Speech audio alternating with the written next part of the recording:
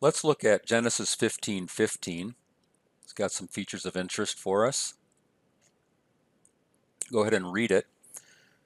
Va'ata tavo el avotecha b'shalom. Tikaver b'seva tova.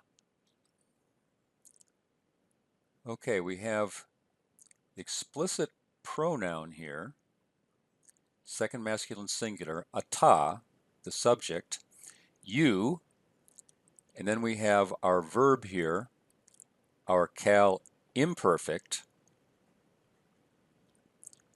second masculine singular. Our root is bo, the biconsonantal or hollow root bo, and it can mean come, enter. I think in this case, in context, it means go. The idea is you will go to your fathers.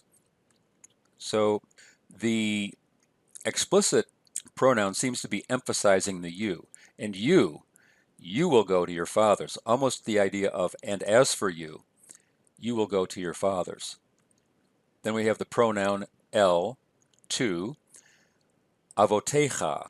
The noun av, father, has an irregular ending. It's masculine, but it has an ot.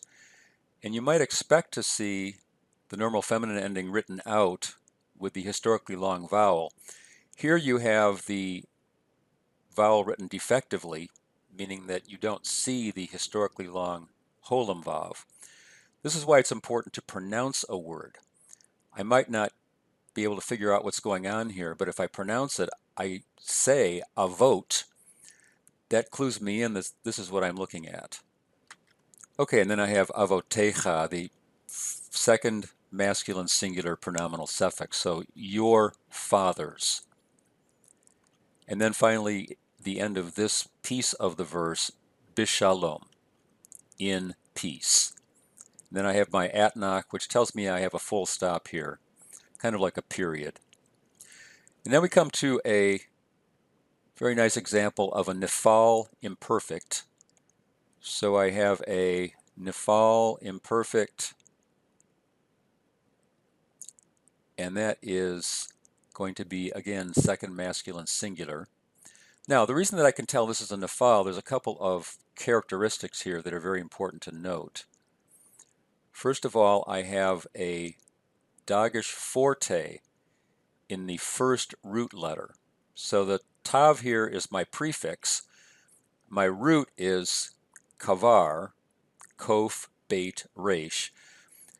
A Dagesh forte in the first root letter and a kametz as the vowel with the first root letter. This is diagnostic of a Nifal imperfect.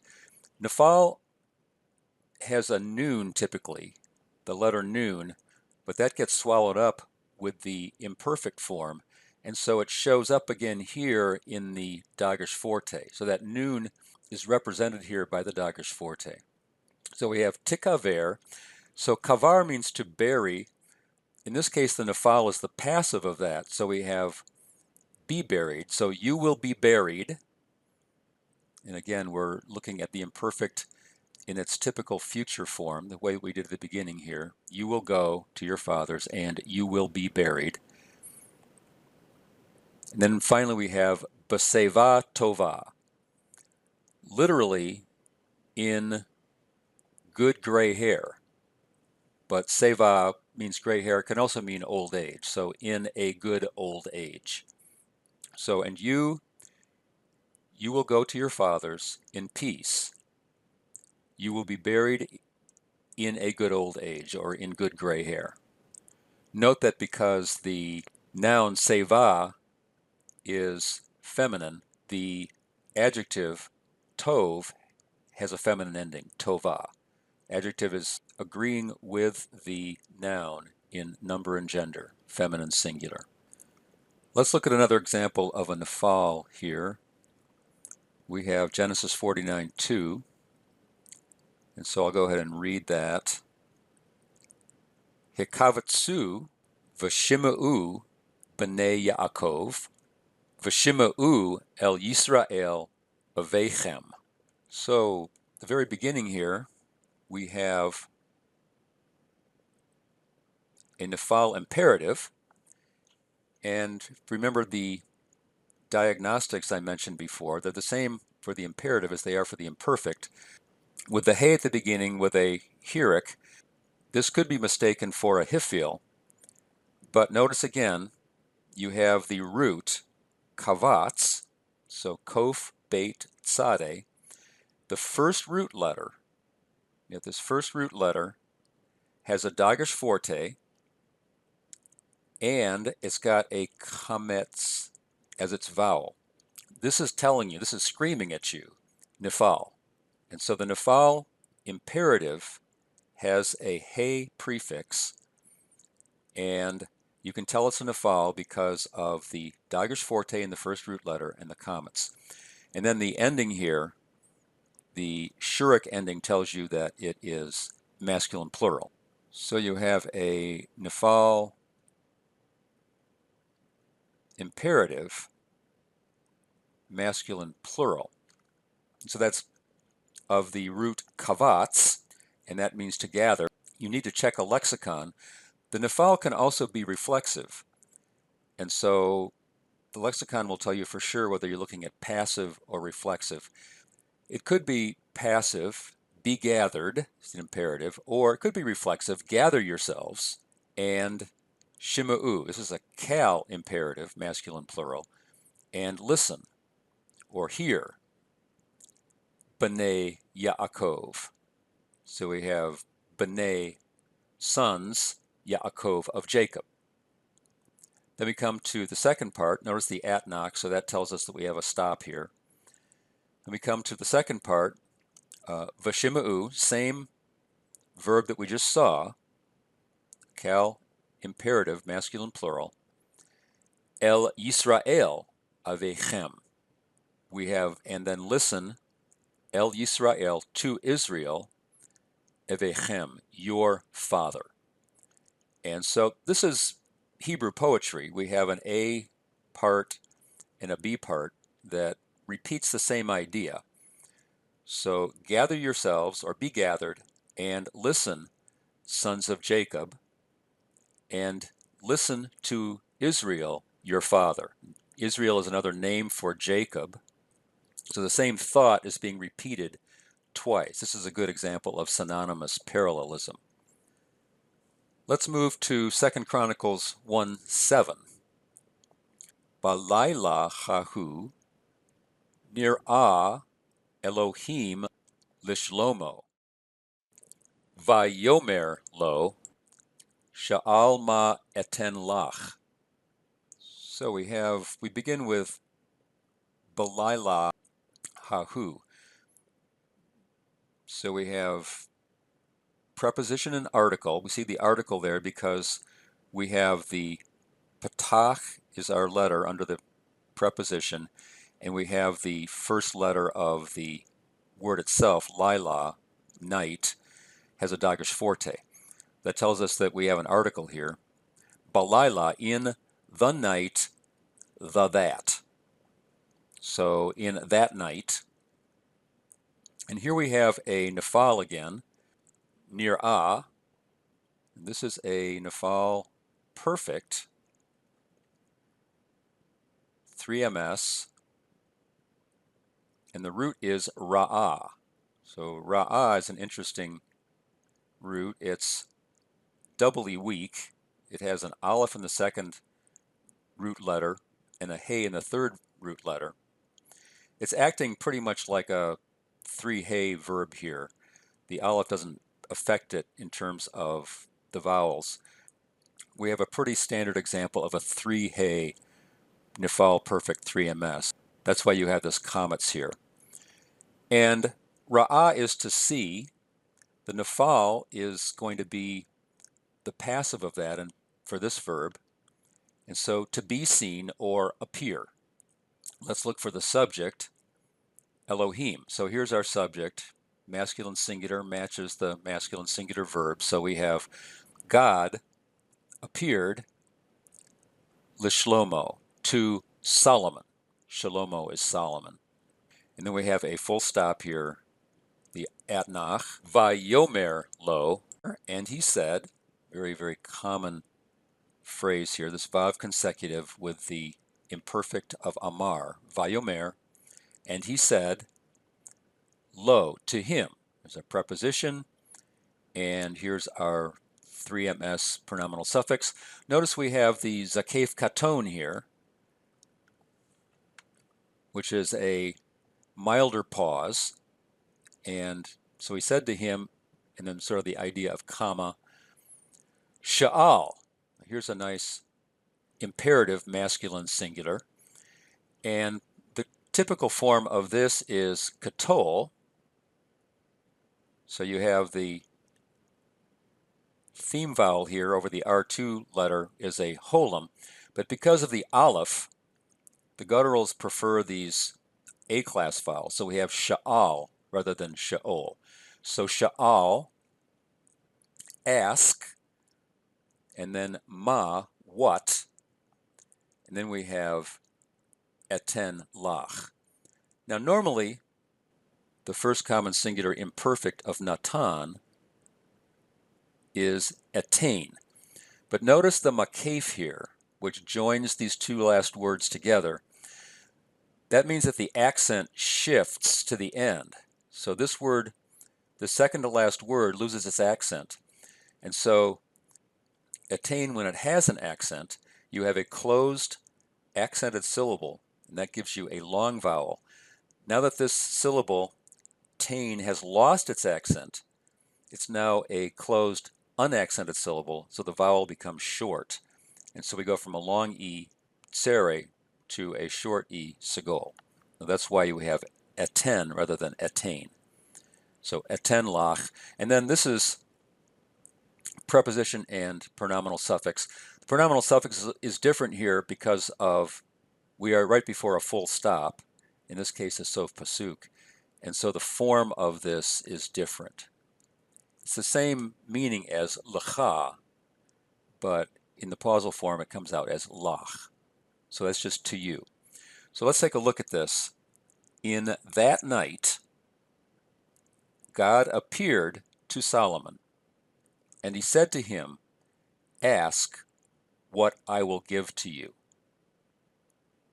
And we know that Solomon asked for wisdom, not for riches and long life. Let's move on to Deuteronomy 6:13. I'll read through it. Et Adonai Elohecha tira, va'oto ta'avod, uvishmo tishaveah. So we have an interesting example here of the object coming before the verb. So here's your direct object marker, et, and then Adonai Elohecha, the Lord your God. That's the direct object. And then here is your verb, tira. This comes from the root yare, and so this is a doubly weak verb. It is 1 yod and 3 aleph.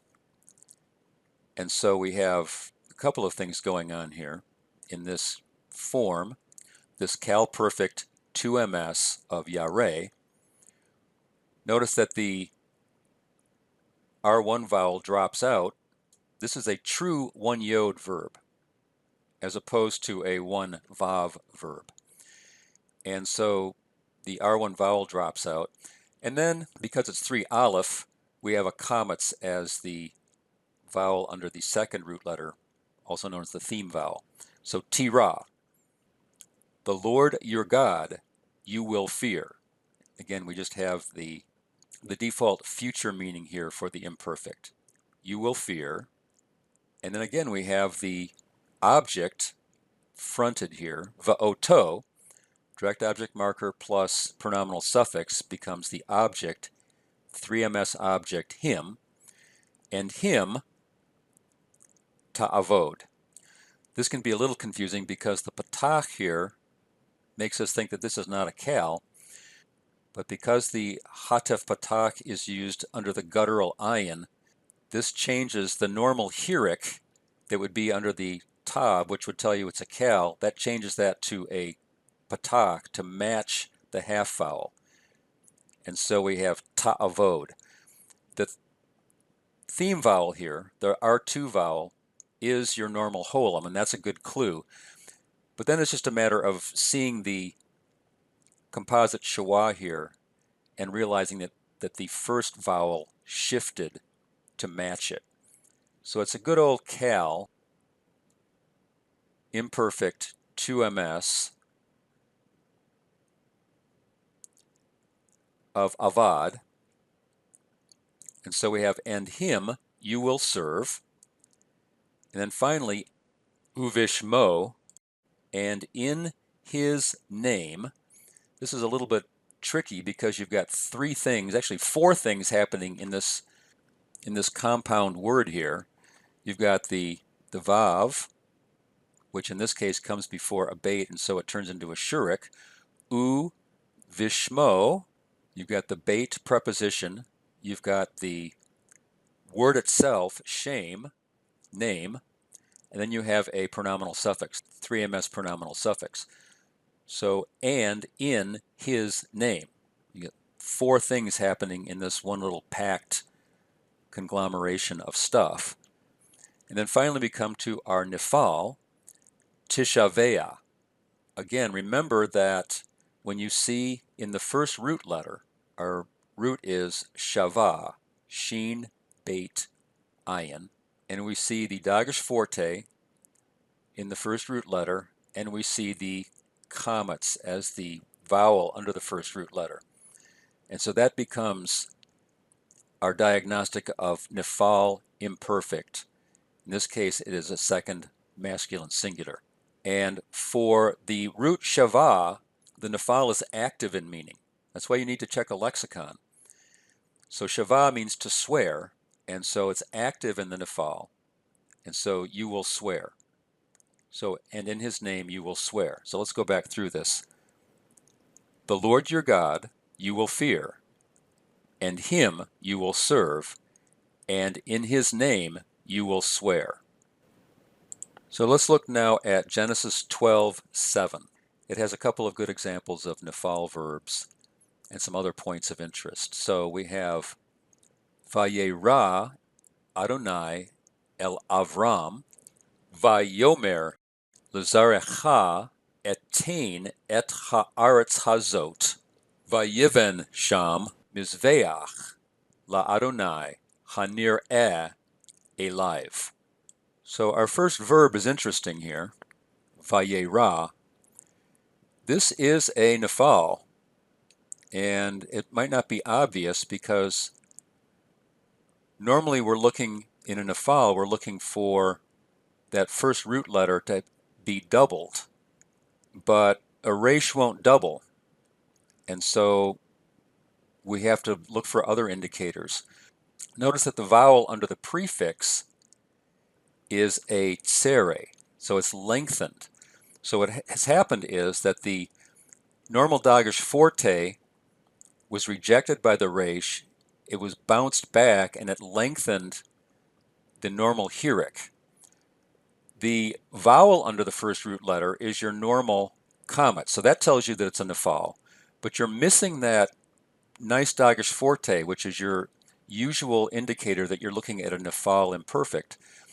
And in this case, we can tell that it was there because the vowel has lengthened.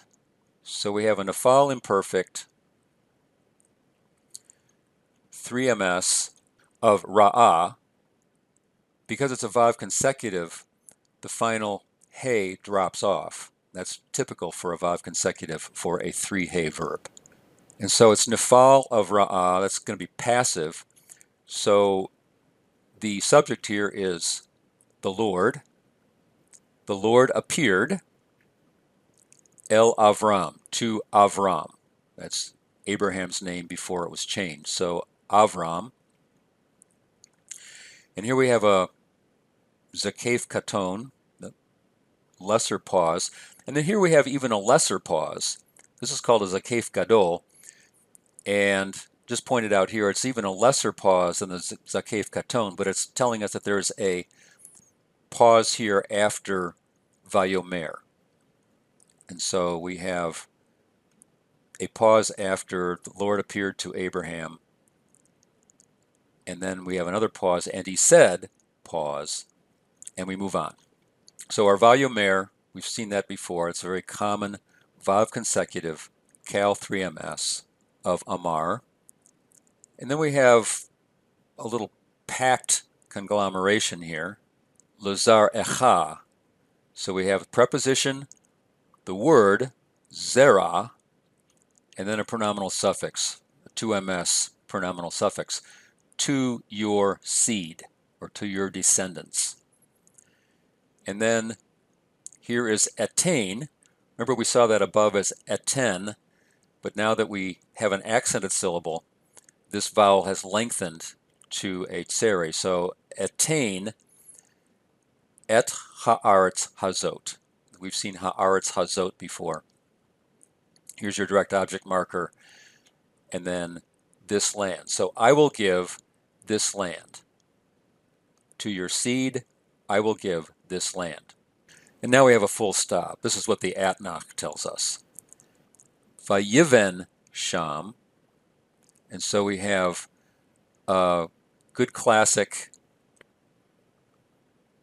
3-hay verb here with the vav consecutive dropping off the hay, just like it did over at the beginning here, the very first word. The hay drops off, vayiven, sham, there, and he built there, bana is to build, and he built there, mizveach, an altar, la Adonai, to the Lord. And now we have an interesting word here. We have definite article, and then we have a Nifal participle. We have nireh. We have the verb showing up with all its root letters, resh, aleph, hey, even though this is a doubly weak verb with an aleph in the second letter and a hey in the third letter. The only thing that we're seeing that's weak here is the 3 hey in the participle for the Nifal takes us a goal. Normally the participle for the Nifal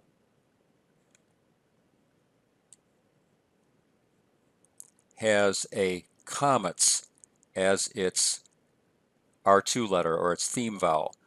This is pretty key in seeing Nifal participles. But with a 3 hey verb, that switches over to a segol. So we're missing our nice comets to tell us it's a Nifal participle. One thing that helps is that we see that it's being used substantively here. The one who appeared.